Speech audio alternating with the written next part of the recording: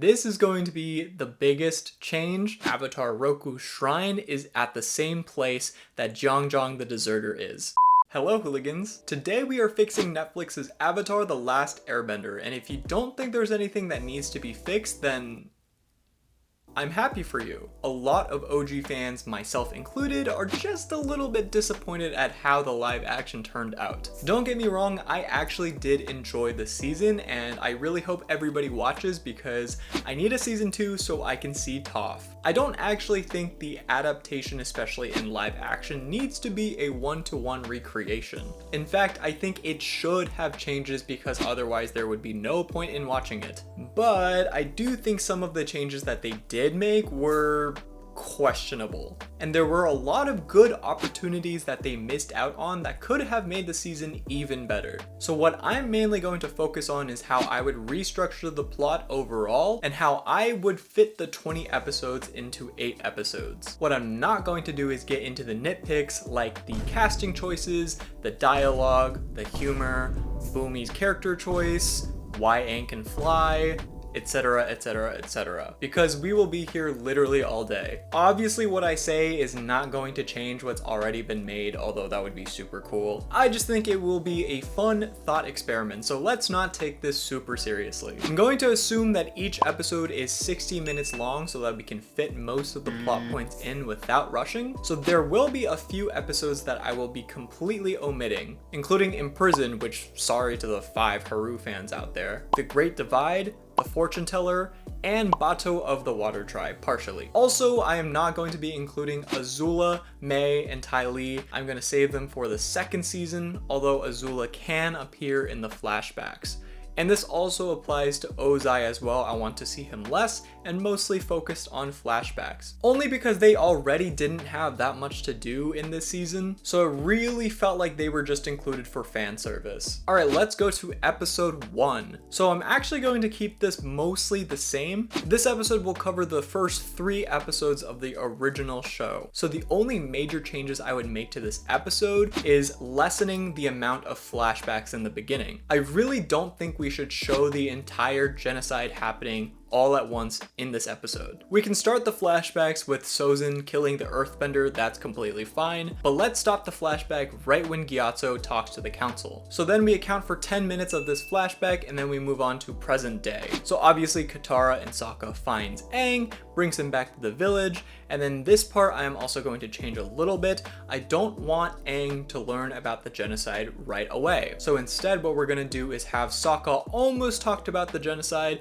and then Katara stops him from talking about it because she thinks that he will be traumatized forever if he learns about it. And this is kind of what happens in the show. Katara is very protective over Aang immediately. So everything else is the same. We're introduced to Zuko. He arrives at Wolf Cove. He fights Sokka. He threatens to burn down the village and Aang goes with Zuko so that the Water Tribe is safe. And then Aang manages to escape and then fly back onto Appa, and then they fly away to the Southern Air Temple. So let's say all of that took 30 minutes. We still have 20 minutes left to explore the Southern Air Temple. In the Netflix show, they spent about 5 minutes at the Southern Air Temple, so it was super rushed. So instead what we're going to be doing with this 20 minutes is have Aang exploring a little bit more. So while they're still flying on Appa, Katara tries mentioning the fact that Aang might not like what he sees when he arrives at the temple. But then Aang, he's still in denial. He's like, nobody can get up to the air temples if you don't have airbending. So Katara is secretly like, okay, we'll see. So Aang gives them the tour of the Southern Temple and he starts reminiscing about the good old times. We get another flashback to when Gyatso actually has to tell Aang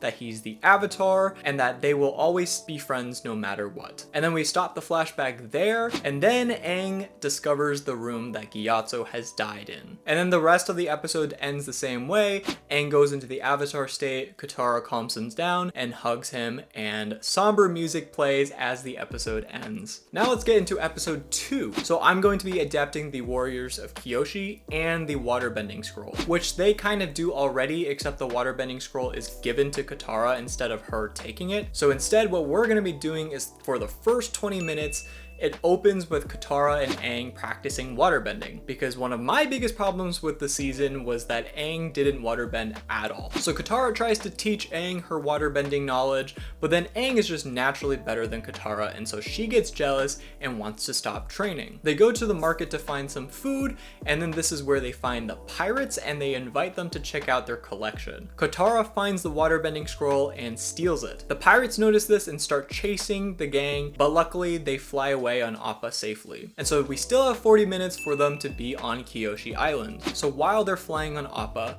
Aang notices Kyoshi Island and decides it might be smart for them to stop there because he can learn more about being the Avatar. So the rest of the episode is mostly the same. The Kyoshi warriors capture the gang before realizing Aang is actually the Avatar. Then they hang around Kyoshi Island for a bit and Sokka gets his one-on-one time with Suki. Also, personally, I would have loved to see Sokka in Kyoshi's makeup. And here I'm gonna make a few more changes. With the waterbending scroll, Katara continues training for waterbending, but Aang is still better than her. Because Katara is jealous of Aang, she ends up snapping and yelling at him to stop showing off, and then Aang gets upset and leaves. He goes back to Kyoshi's statue to meditate, and then Kyoshi appears before him. So meanwhile, the Fire Nation appear on Kyoshi Island. Suki, Sokka, and the rest of the Kyoshi warriors end up fighting off Zhao. Then Katara feels really bad about what she did to Aang, so she goes to find Aang to apologize, but she accidentally runs into Zuko. Katara notices that Aang is still in the spirit world because he's talking to Kyoshi, and so she defends Aang's body against Zuko. Unfortunately, Zuko is still a better bender at this time, so Katara loses. And in the process of fighting here, Katara loses her necklace and Zuko picks it up. And then the episode ends pretty much the same way. Kyoshi takes over Aang's body and scares off all of the firebenders. Moving on to episode 3, here are where the changes start getting a little bit bigger. So I'm going to be adapting the Northern Air Temple and the King of Omashu episodes. We're not going to be doing Jet, he will be coming later, and we're definitely not doing the Secret Tunnel episode because it doesn't come until the second season. I'm so sorry. So at the very beginning of the episode, we have a flashback of Bumi's childhood and him playing with Aang. And then in present day, the gang is about to enter Omashu, but instead of Jet, they actually see Sai and Teo. Teo recognizes Aang's tattoos and knows that he's an airbender, and they explain that they lived on the Northern Air Temple before, and now they moved to Omashu so they can find work. So Teo and Sai sneak them into Omashu. And then this middle part is also pretty much the same. The gang stays with Sai and Teo for a little bit, and at the same time, Zuko and Iroh arrive in Omashu. So instead of Jet helping Katara realize that Sai is selling weapons to the Fire Nation, she just kind of stumbles upon it, and so then she brings it up to Sokka, but then is quickly interrupted when Zuko starts attacking Aang. I really like what they did with Aang and Zuko fighting without bending. That was a really cool scene, so I'd like to keep that in there, but I'd like to have Katara and Sokka join in on the fight towards the end, which provokes Zuko to firebend. And also we can throw in the Cabbage Man cameo here. Iroh then tells Zuko he needs to run now or he's gonna get captured, so he firebends himself to create a distraction, and then the Earthbender police capture Aang, Katara, Sokka, and Iroh. Iroh is getting transported to Ba Sing Se for causing disturbance. So let's say all of that took 40 minutes. We still have 20 minutes to explore the Bumi plotline. Bumi throws a feast for Aang. And then Bumi traps Katara and Sokka in Geminite and tells Aang that he needs to defeat Bumi in a fight. At the end, Aang finally realizes it's Bumi instead of him realizing at the very beginning. And then the very last scene is Teo looking at Sai angrily while the Fire Nations look at their newest model of the war balloons. I think this way it really emphasizes that Sai is responsible for the invention of those war balloons, and it foreshadows later on. Okay, let's move on to episode 4. So here I will be adapting the Spirit World episode plus half of the Storm episode. What we're not going to be doing in the Spirit World is Wan Shi Tong, no Yue Fox,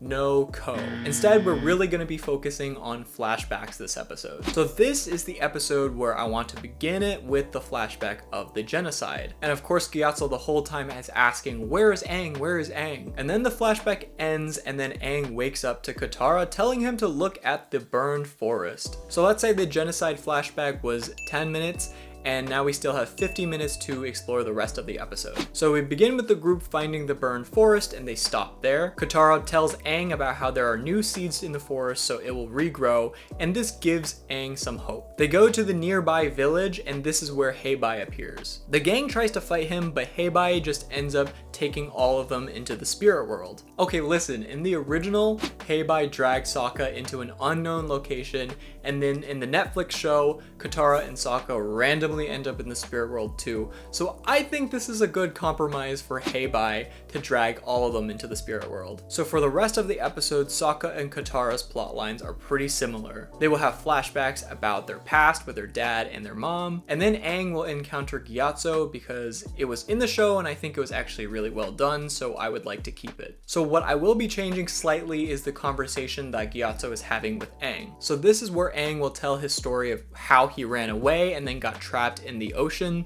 and then he starts crying. Gyatso reassures him that it's okay, it was meant to happen this way. He tells Gyatso that he doesn't know what to do and how to be the Avatar. And then Gyatso tells him that he actually was friends with the previous Avatar, Avatar Roku. He might be a great resource in helping him. So Gyatso tells Aang where he will find Roku's shrine. So while all of them are in the spirit world, we get the same scene where the Earthbender is being very aggressive towards Iroh, and then we get a flashback of him at Lu Ten's funeral. I think this was also a really well done scene in the show, and then we get the scene where Zuko is trying to save Iroh from the Earthbenders. So Aang finds Heibai again, and then gives him the seeds that he found earlier, and tells Heibai that the forest will regrow. So then Heibai becomes a panda again, he clears the fog of lost souls, and he returns Sokka and Katara back. Alright, episode 5. This is going to be the biggest change, so I want y'all to just hear me out. So I am going to be adapting part of Bato of the Water Tribe, but only the June stuff, the Deserter,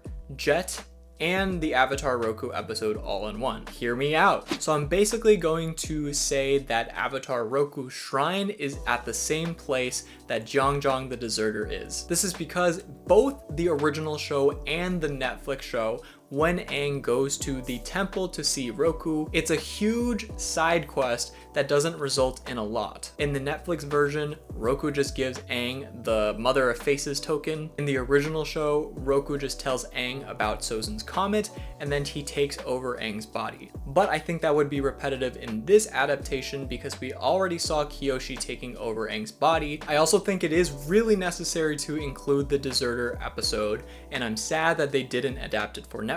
Okay, so let's just get into how I'm going to structure this episode. So at the very top of the episode, Aang is heading towards the location of Roku's shrine that Gyatso told him about. On the way there, they run into some firebenders, and at first there's too many of them to take on, but then Jet and his crew appears and they fight off the firebenders. Jet tells them that they need to be careful and that they've been scouting for Fire Nation around the area. The gang hangs out with Jet for a little bit, and this is the opportunity to show that Katara maybe has a little crush on Jet, and Sokka is really annoyed by that and he says they need to move on. And so all of that could be done in 15 minutes. So meanwhile, Zuko has completely lost Aang's trail at this point. So he goes to a local tavern, and this is where he hires June because he has Katara's necklace and she can track them down. June accepts the offer and Zuko leaves the tavern, but then it's revealed that Zhao was also in the tavern and he pays June to double cross Zuko. So the gang arrive at Roku's shrine, but then they're quickly captured by Zhang's followers and then taken to see Zhang, who tells them they cannot be here. Aang says that he needs to talk to Roku, and Zhang refuses, but then Roku's statue starts glowing, and then he appears before Zhang. So then Aang has a conversation with Roku about Gyatso and also advice on being the Avatar. Roku tells Aang that he must master all 4 elements, and that Zhang can teach Aang. And because Zhang is a loyal follower of Roku, he agrees to train Aang. And then we get a quick scene where we see Jet hiding in the trees and spying on them. So that could be another 15 minutes, and now we have 30 minutes for the rest of the episode. So Zhang begins training Aang in the basics of firebending, but then Zhao shows up. So one of Zhang's followers tells him about it. So then Zhang tells Aang to stay there, and then he goes to deal with Zhao. Aang starts getting impatient with the basics of firebending, and then he just attempts to firebend, which accidentally hurts Katara. Sokka yells at Aang for hurting Katara, and this is where Aang swears he'll never firebend again. While injured, Katara runs away to go heal her hands in water, and Sokka follows her. Katara is able to heal her hands, but then at the same time they catch sight of Jet in the middle of setting up bombs around the camp. So now we go back to Aang. While he's still beating himself up about burning Katara, June sneaks up behind Aang with her Shearshu and paralyzes him. And now we see Zuko paying June now that they found the Avatar. But remember when I said that Zhao asked June to double cross Zuko? This is where her Shearshu also paralyzes Zuko. And then Zuko will drop Katara's necklace. And then I imagine June saying something like, "I'm just a businesswoman," and then she leaves. Then we get a scene of Zhang confronting Zhao, but then he gets quickly surrounded by Zhao's crew. So in a burst of fire, Zhang disappears. Now we cut back to Sokka and Katara. They confront Jet about the bombs, and Jet says that he is willing to do whatever it takes to eliminate firebenders. Katara feels betrayed and angered by Jet because Aang is still in the vicinity of the bombs. She ends up fighting Jet as her waterbending is heightened by her rage. Katara ends up freezing Jet, but he says it's too late. The plan is in motion already. Then we cut to Longshot from the trees, and he shoots an arrow and sets off the bombs. We see lots of explosions and many of Zhang's followers die. Luckily, Aang is just far away from the bombs to be safe. Katara and Sokka panic and they run back to where Aang is. However, Zhao comes and takes Aang, and Iroh takes Zuko back to the ship. And so by the time Sokka and Katara return, Aang is nowhere to be found. And the last shot of the episode is Katara finding her necklace on the ground. Alright, episode 6. So this episode will be covering the second half of the storm and the blue spirit. So it's almost the same. What I'm going to be keeping about the episode is Zuko's flashbacks, the 41st Division plot, and seeing the Agni Kai in action. And this is also the episode where we will see Azula in the flashback. And then of course in the present day, Zhao has captured Aang, Zuko is the blue spirit, he saves Aang, and then Aang saves Zuko. And then I want to keep the conversation between Aang and Zuko after they escaped because this was also well done. And then the final scene is of Zuko crying in the flashback. Alright, so now episode 7 and 8 are going to be pretty much the same as what they did in the show. The biggest thing I'm going to add back into this from the original version is that Aang goes back into the spirit world to seek Ko. I think this makes a lot of sense because they already have a shrine for Kuruk, and Kuruk obviously has a history with Ko, so it would make sense for Kuruk to tell Aang to seek information about the ocean and moon spirit. And then the other change I would like is also for Zuko to come capture Aang while he's in the spirit world. And then everything else, I think the last 2 episodes were actually well done, so I'm going to keep the same, including the very ending when Azula takes over Omashu and Ozai learning of Sozin's comment. Okay, so that's how I would fix the Netflix Avatar series. I honestly tried to keep most of it the same and just included some of the additions that I think were necessary from the original show. So obviously one of the biggest changes that I made was having an entire episode dedicated to Zhang and Aang learning firebending. I also cleaned up the spirit episode because it was just kind of atrocious that they combined every single spirit in one episode. Another big change that I had was spread out the flashbacks more so that we didn't see all of it in the first 20 minutes of the show. I also condensed the Omashu episode because I really just don't think it was necessary to see the Cave of Two Lovers, at least in the first season. Are there some plot holes that I created unintentionally that I didn't catch? And to reiterate, this isn't that serious, this is just a fun exercise, but I would love to see how you guys would change season 1. I also made a full review of the season, so make sure to go check that out. Okay, bye!